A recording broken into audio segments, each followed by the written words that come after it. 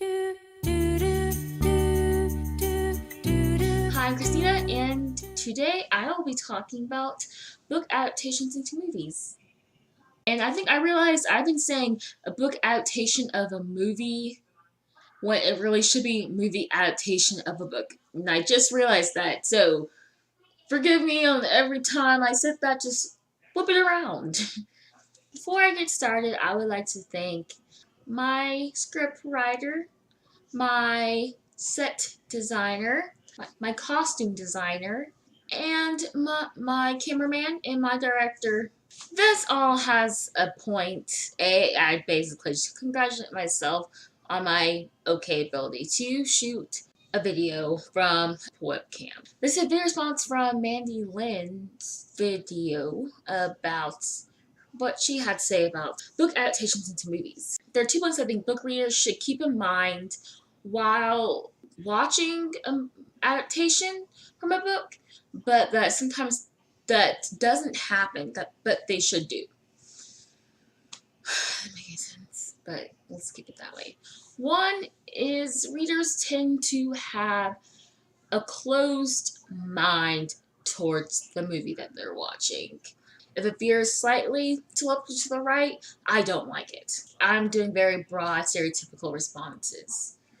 And then the second thing that they should do, but they don't, is they don't consider that film and a novel are 2 different art mediums. So they should not appear to be the same thing, which they're not. Now, then the question arises, what makes a good book adaptation of a movie? And I have put it into 3 categories. Depending on how you end up ranking these categories depends on how good the movie was to you. So the 3 are the actual book that you read, and then when you first watch the movie and the similarities and the differences that you look at, and then the actual movie on its own, just the cinematography. So we're going to start with just the book aspect. Think before you even go see the movie or see the previews, right about the time you hear that they're making a movie out of the book. If you've read it, you already have an opinion about it. So you should place that opinion onto the movie. If you did not like the book, you probably already have an opinion that you're not going to like the movie.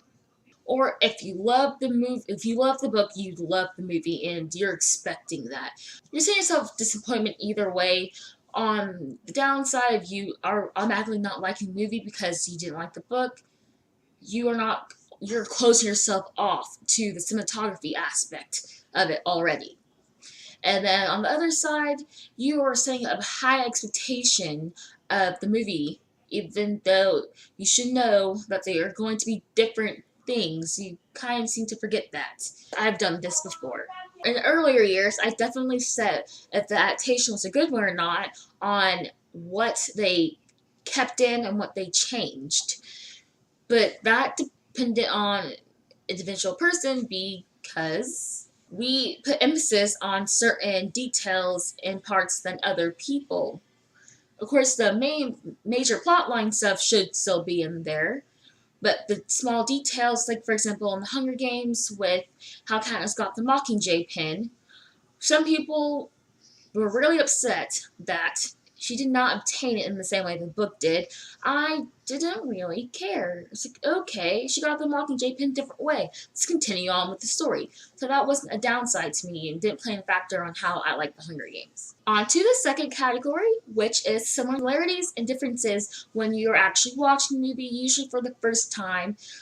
And usually when you're watching for the first time, that is kind of a one-track mind for a reader. What are the similarities? What are the differences? I need to know them now. That seems to be our first goal of watching the thing. And then the second and third and fourth, and how many times you want to watch that, because you're not so bent on needing to know what's the same and what's different.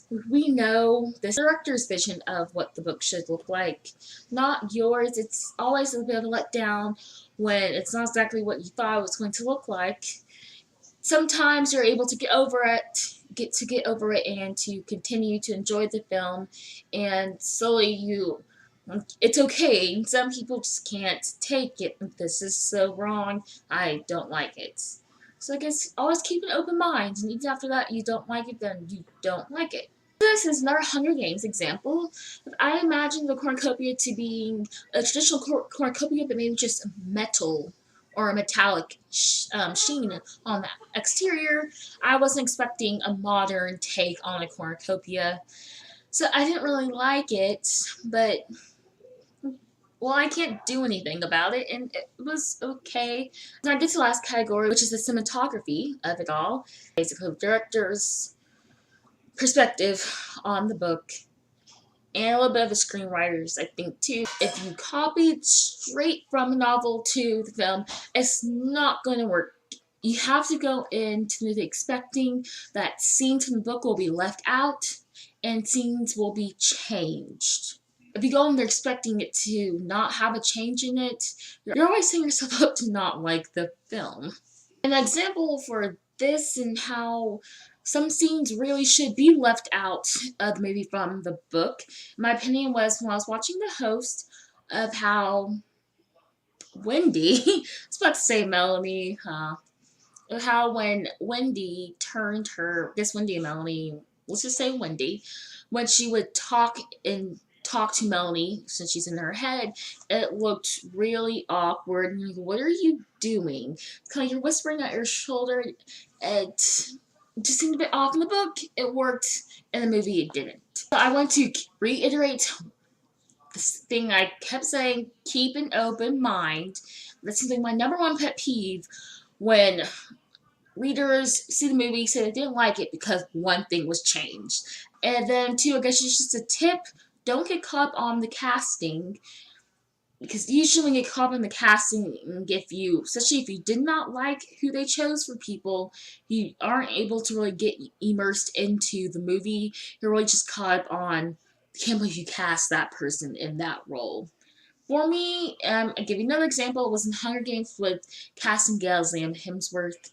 I felt that Jennifer Lawrence and Liam Hemsworth, they're acting together, it felt a bit awkward, and it was the first scene in the movie. So I didn't think that was a great start into the movie, but I'm hopeful for the next one.